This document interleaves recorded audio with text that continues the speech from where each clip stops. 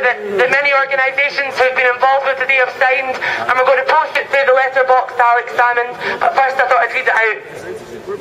Dear First Minister, you represented the feelings of a majority of Scots when you supported the campaign to impeach Tony Blair some time ago, and again more recently when you argued that you cannot have normal relationships if you believe another country has been involved in what Israel has been involved in.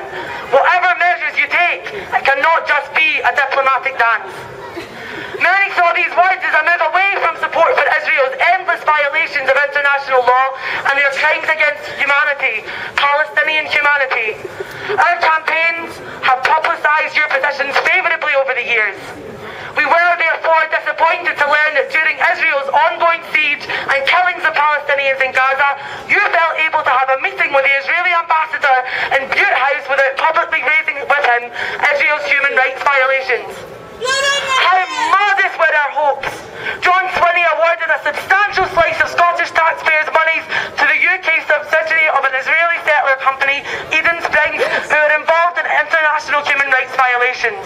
The stock of politicians has fallen very low, and you have been seen by many as an exception, ready to take a stand against endless aggressive wars based on lies, and to oppose Israel's brutal crimes against the Palestinian people. Successive London governments have maintained until today a policy of virtually unconditional support for Israel that is making the world a more dangerous place.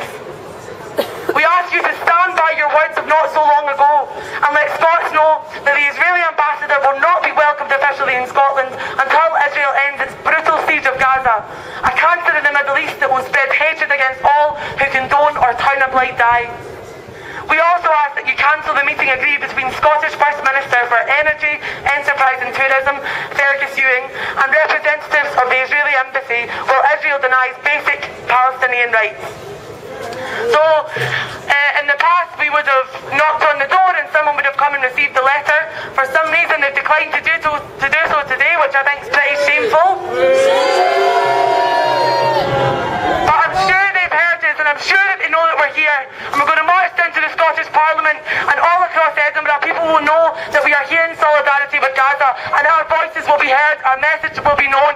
Free Palestine, boycott Israel!